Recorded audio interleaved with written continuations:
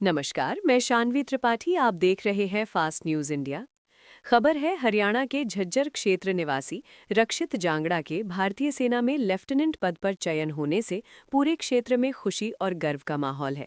चयन के बाद जब रक्षित उत्तर प्रदेश के इलाहाबाद से अपने पैतृक गांव लौटे तो परिवारजनों, रिश्तेदारों एवं ग्रामीणों ने उनका भव्य स्वागत समारोह आयोजित कर सम्मान किया।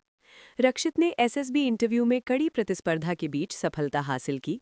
इंटरव्यू में कुल 135 अभ्यर्थी शामिल हुए थे, जिनमें से केवल 20 उम्मीदवारों का ही चयन हुआ। रक्षित ने अपने आत्मविश्वास, अनुशासन और कठिन परिश्रम के बल पर ये उपलब्धि प्राप्त की। रक्षित ने 10वीं कक्षा में 96% अंक प्राप्त किए थे और वर्तमान में वे जिले के संस्कारम स्कूल से नॉन मेडिकल स्ट्रीम में 12वीं कक्षा की पढ़ाई कर रहे हैं। पिछले 3 वर्षों से वे पढ़ाई के साथ साथ शारीरिक फिटनेस पर विशेष ध्यान दे रहे थे और प्रतिदिन नियमित वर्कआउट करते थे। रक्षित के पिता विकास शर्मा एक मल्टीनेशनल कंपनी में कार्यरत हैं और पत्रकारिता क्षेत्र में भी सक्रिय हैं, जबकि माता आशा रानी एक निजी कॉलेज में क्लर्क के पद पर कार्यरत हैं। रक्षित की सफलता में परिवार का विशेष योगदान रहा। उनके चाचा ऋषभ शर्मा तथा दादी मीना शर्मा का मार्गदर्शन और प्रेरणा उन्हें निरंतर मिलती रही। रक्षित के दादा बलवान सिंह, जो भारतीय सेना से सेवानिवृत्त हैं, का सपना था कि परिवार से कोई सेना में अधिकारी बने। पोते रक्षित ने लेफ्टिनेंट बनकर दादा के इस सपने को साकार कर दिखाया। स्वागत समारोह के दौरान उपस्थित गणमान्य लोगों और युवाओं ने रक्षित को बधाई देते हुए कहा कि उनकी सफलता क्षेत्र के युवाओं के लिए प्रेरणा स्रोत है। रक्षित जल्द ही भारतीय सेना में लेफ्टिनेंट की ट्रेनिंग के लिए रवाना होंगे। देखें बेरी से अमित कुमार की रिपोर्ट। नमस्कार रक्षित दा, सबसे पहले बहुत बहुत शुभकामनाएं। आपका नमस्कार। सिलेक्शन हुआ है, तो हमारे दर्शकों को बताइए, ये जो आपका सिलेक्शन प्रोसेस है किस प्रकार रहा है, किन किन कठिनाइयों का सामना करना पड़ा आज जिस प्रकार सिलेक्शन हुआ है, क्या क्या मेहनत की आपने? जी सर, सबसे पहले तो मैं एनडीए प्रोसेस के बारे में बताना चाहूँगा। नेशनल डिफेंस एकेडमी करके एक एकेडमी होती है, ट्राई सर्विस एकेडमी है, जहाँ पे एयरफोर्स, नेवी और आर्मी तीनों के ऑफिसर्स बनते हैं। उसका एग्जाम साल में 2 बार होता है, जिसका रिटन पोर्शन यूपीएससी कंडक्ट करवाता है। उसके बाद इसके इंटरव्यू, मेडिकल्स एंड मेरिट है वो इंडियन आर्मी के हाथ में होती हैं। उसके बाद अगर मैं बात करूँगा कि क्या-क्या कठिनाइयाँ होंगी, तो मैं तो ऐसा कहना चाहूँगा कि ऐसी तो कोई कठिनाइयाँ नहीं थी। बस यही था कि ये जो पूरा पाथ जो मैंने चूज़ किया है ये पूरा ही हार्ड है। मेरे को पता है कि ये चीज़ें हार्ड होने वाली थी, लेकिन फिर भी मैंने ये चूज़ किया है क्योंकि अगर हमने सोच लिया तो ये तो करना ही होता है। क्योंकि एक ऑफिसर कभी ये नहीं बोलता कि आई कैन डू, यूँ बोलता है हमेशा कि आई विल डू। तो अब ये सोच लिया तो अब तो ये करना ही था सर।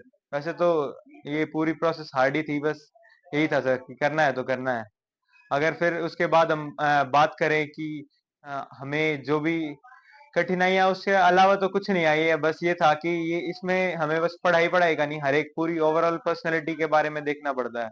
किसी भी तो बच्चे की सफलता के पीछे हाँ, माता पिता का बहुत बड़ा हाथ होता है, जी सर। तो इनके पीछे क्या कहना चाहोगे, कितनी मेहनत लगी और किस किस प्रकार की कठिनाइयों का सामना करना पड़ा आपको माता पिता को आज इस लेवल पर पहुंचाने के लिए आपको? जी सर, सारा श्रेय माता-पिता को और बड़ों को और भगवान को ही जाता है सर। ये गाइडेंस जो होते हैं, माता-पिता ही एक बच्चे के पहले टीचर्स होते हैं वो, एंड भगवान की तो कृपा हमेशा बनी रहती है कि माता-पिता ने ही गाइड किया मुझे, सारा ये सब बताया उसके बारे में।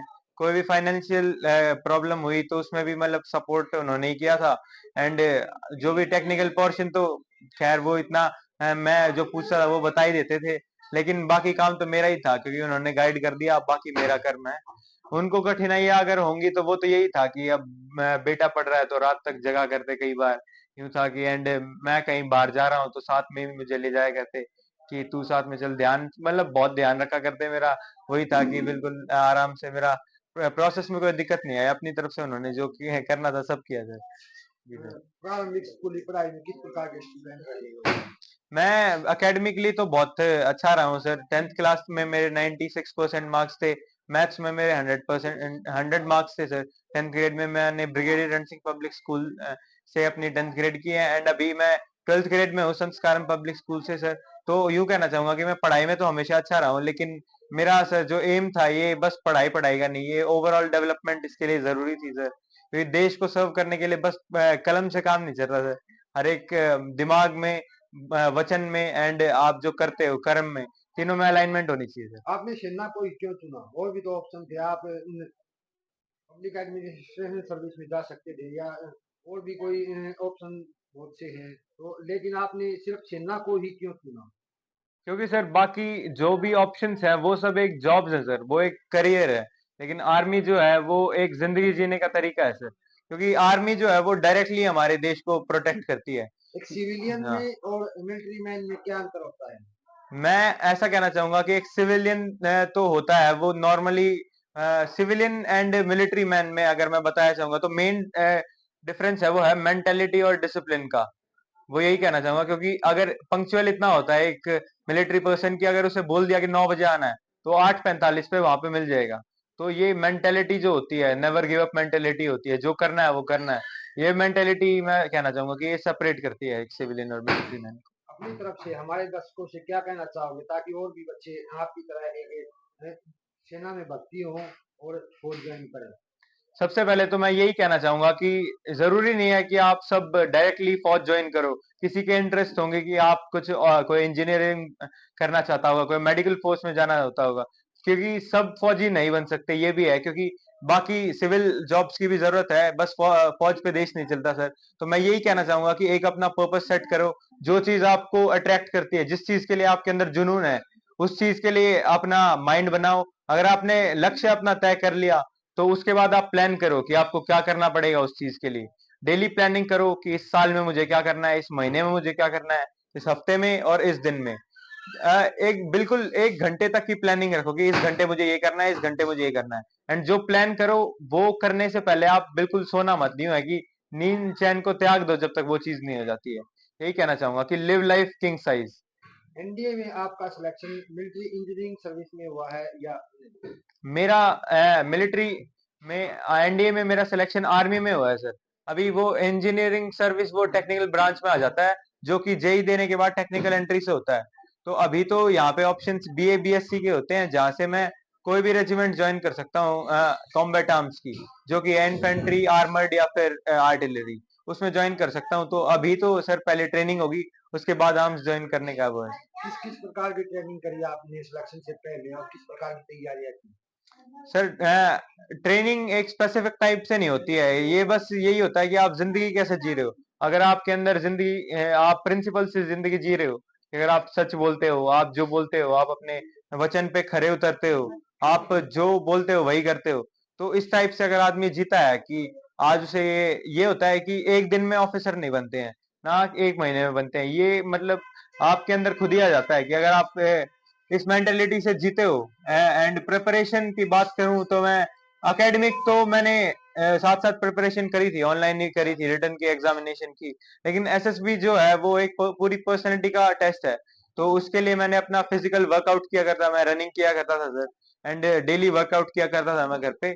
एंड बाकी मैंने एक्स्ट्रा करिकुलर में भी बहुत पार्टिसिपेट किया है, क्विजेस, डिबेट्स में, चेस भी खेलता हूं मैं। मतलब हमें लाइफ को हर एक तौर तरीके से जीना पड़ता है अगर आपको फोर्सेस में जाना है तो। एक एसएसबी का जो लास्ट दिन होता है, जी सर। शुरू में तो बच्चा चला जाता है लेकिन हर दिन बच्चे को डिस्क्वालीफाई कर दिया जाता है वहां पे, जी लेकिन जो सर। लास्ट दिन होता है उसमें सबसे टैलेंटेड स्टूडेंट को भी कहीं ना कहीं ये डाउटफुल होता है कि उसको निकाल दिया जाएगा।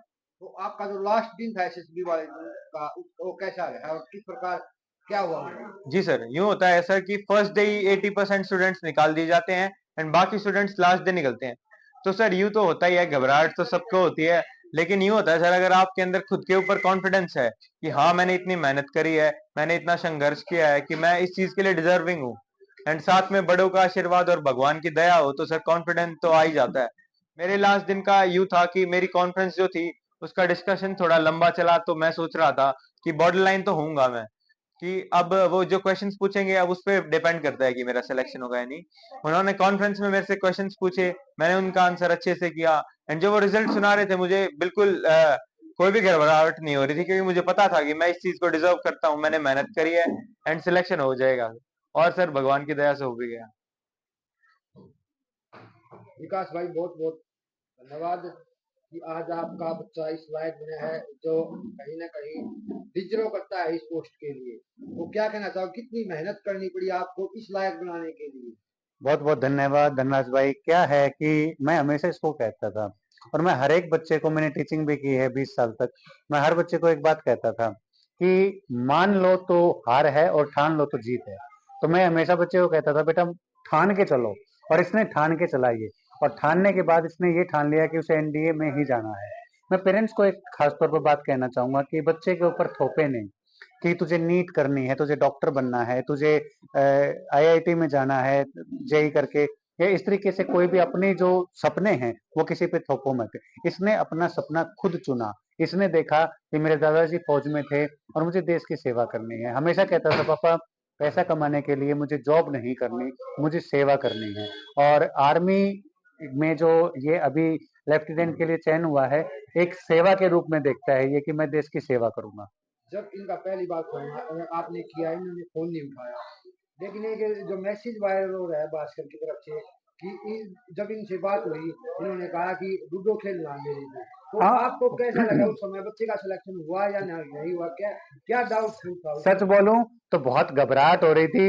इसने बोला कि टिकट बुक करवा दो। फिर उसके बाद जो मैसेज था कि लूडो खेलने आ रहा हूँ, और बाद में हंस रहा था।